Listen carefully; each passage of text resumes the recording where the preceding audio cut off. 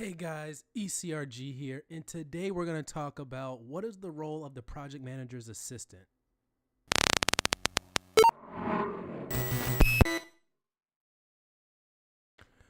Hey guys, ECRG here, and today we're talking about what is the role of the project manager's assistant. Now, I called this video Project Manager Assistant because this role the title of the role differentiates from company to company. Some people call it project coordinator. I've used that a bunch. Some people call this project specialist. Sometimes people call it a clinical project assistant. Sometimes people call it a project manager assistant. Whatever the name is, I want you guys to know what the role does, and it doesn't really matter what each company calls it. It's the same role, similar role, and it's going to be different across companies, but some of the tasks that they do and what they're in charge of are probably going to be similar from company to company. So that's what we're going to talk about today. So let's go ahead and get started. The first task, and this is a bread and butter task, is the meeting minutes. And the meeting minutes are a documentation. Now, this can be either the internal team or a sponsor team, or I've even seen some project specialists do an investigator team's minutes. And the minutes are all the same. They're pretty much just a documentation of what happened in the meeting.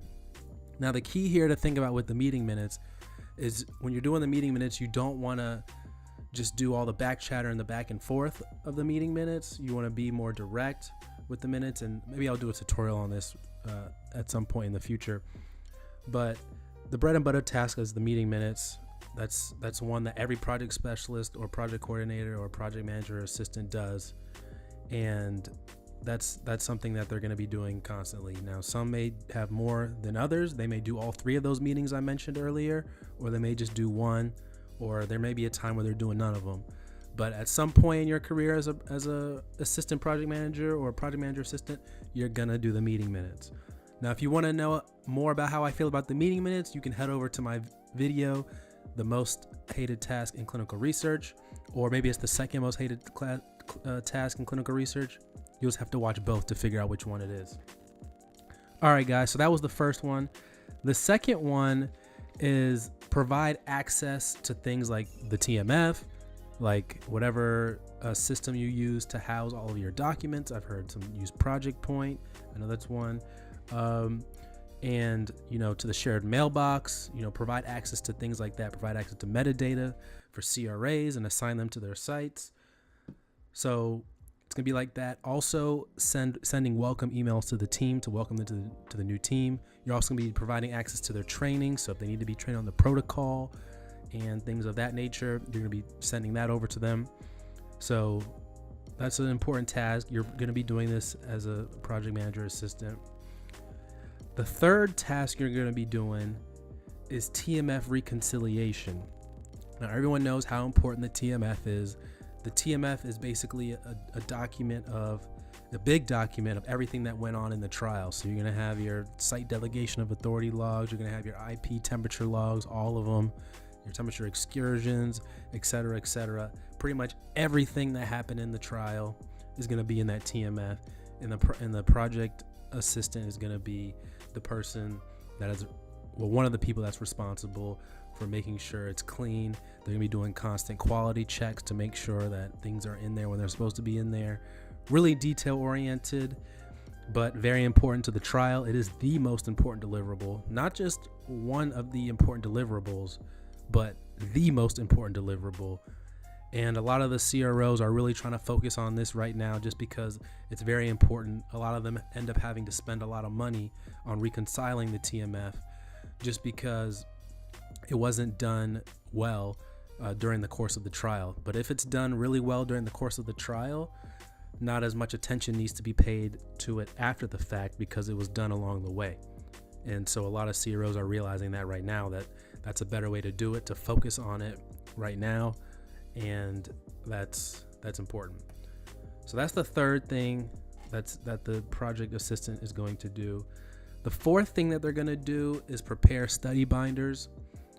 Now, study binders are things that are sent to the site before the SIV, and it's just a binder. It's going to have a lot of things in there like IP temperature logs, temperature excursion forms, and different things that the site needs that the sponsor wants them to have, and all those things are going to be in that study binder.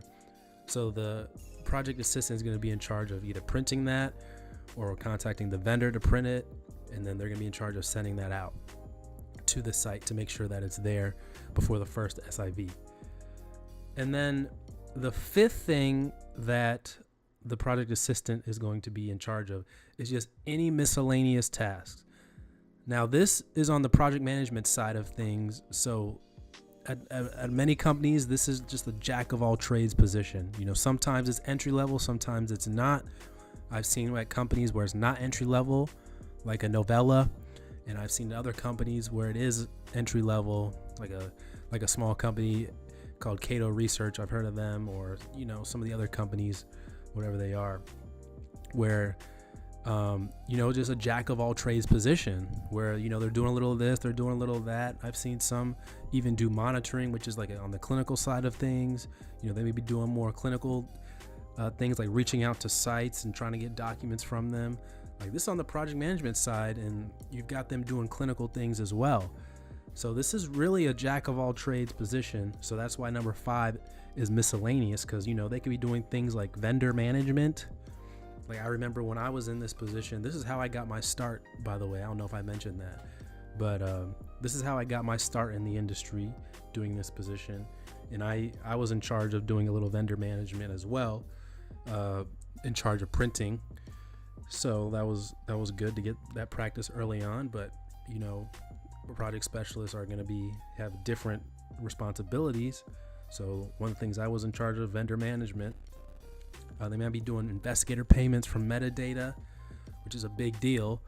So those are just 2 I thought of off the bat. But really, it's a jack of all trades. They're going to be doing all kinds of things. So if you ask somebody at the company you work for, they could be doing a whole host of other things. But I guarantee you that they're probably going to be doing some meeting minutes, unless the project manager is in charge of doing them, which is not necessarily a bad idea. But they're going to be doing some TMF or some meeting minutes, or providing access emails to trainings and things for the team members. So I guarantee you they're going to be doing that. So there's 5 things that a project manager assistant does. That's their bread and butter, and they're for sure going to be doing that. And that's how they get their practice in the industry. So if you guys have any questions, go ahead and comment down below. If you guys can think of some other tasks that this role is vital for, please comment that down below as well. We'd love to hear you guys' feedback.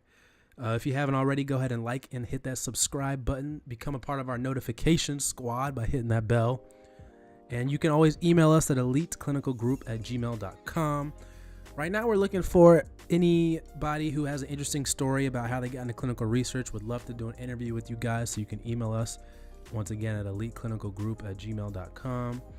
And we're also looking for anybody who is starting a business in clinical research, or already has a business and would like to do an interview about that as well.